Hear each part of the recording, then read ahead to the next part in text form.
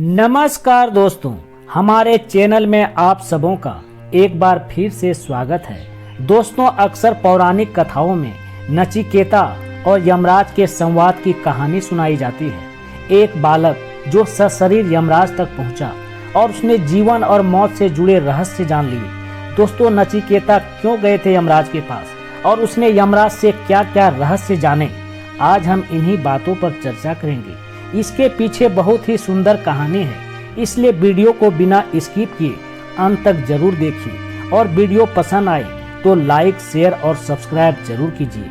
तो चलिए देर न करते हुए कहानी को शुरू करते हैं। दोस्तों, नचिकेता के पिता वात्सर्वा ने एक बड़े यज्ञ का आयोजन किया था। विद्वानों, ऋषि मुनियों और ब्राह्मणों को उसने यज्ञ में आमंत्रित किया था। ब्राह्मणों को आशा थी कि यज्ञ की समाप्ति पर वात्सर्वा की ओर से उन्हें अच्छी दक्षिणा मिलेगी, लेकिन जब यज्ञ समाप्त हुआ और वात्सर्वा ने दक्षिणा देनी शुरू की तो सभी आश्चर्यचकित रह गए।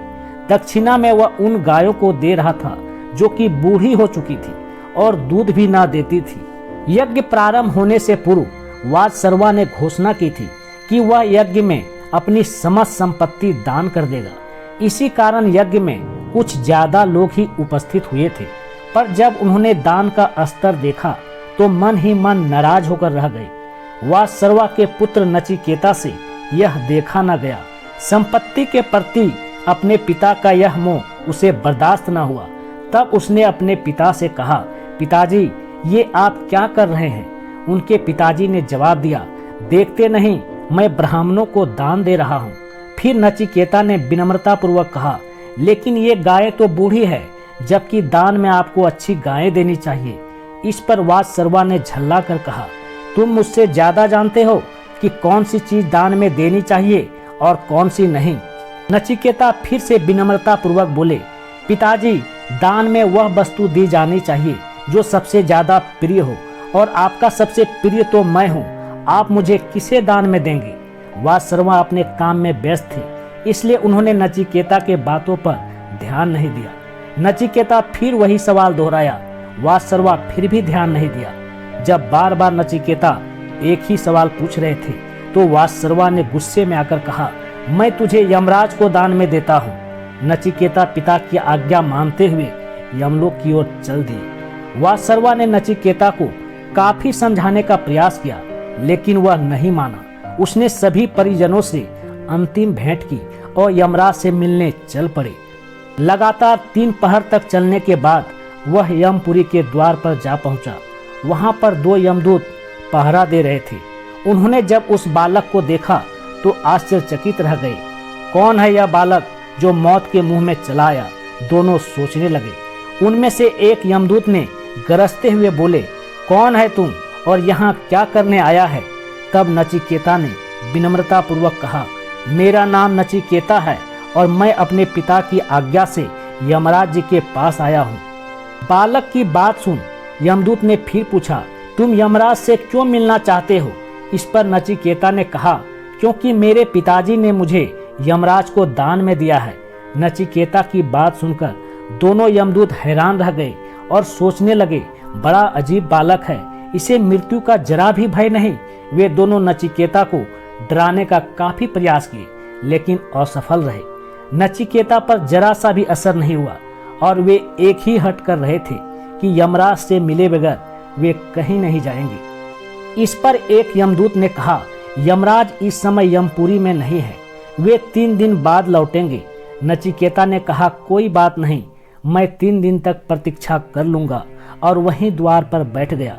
यम के द्वार पर नचिकेता 3 दिन तक भूखे प्यासे बैठे रहे।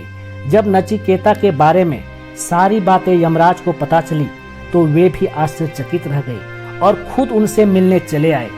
यमराज उसे अपने कक्ष में ले आए और कहे, वत्स, मैं तुम्हारी पितृभक्ति और दृढ़ निश्चय से बहुत प्रसन्न हूँ। तुमने 3 दिन तक भूखे प्यासे रहकर मेरे लिए तप किया है, सो तुम 3 वरदान मांग सकते हो। यह सुनकर नचिकेता बहुत प्रसन्न हुआ।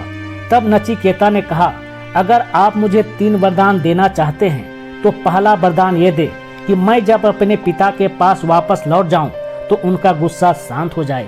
दूसरा वरदान ये कि आप मुझे अग्नि विद्या का ज्ञान दें ताकि मैं लोगों का भला कर सकूं, और तीसरा मुझे जीवन और मृत्यु से जुड़े सवालों का जवाब दीजिए। इससे जुड़े रहस्य मुझे बताइए। पहले 2 वरदान तो यमराज ने मान लिए, लेकिन तीसरे के लिए उन्होंने इनकार कर दिए।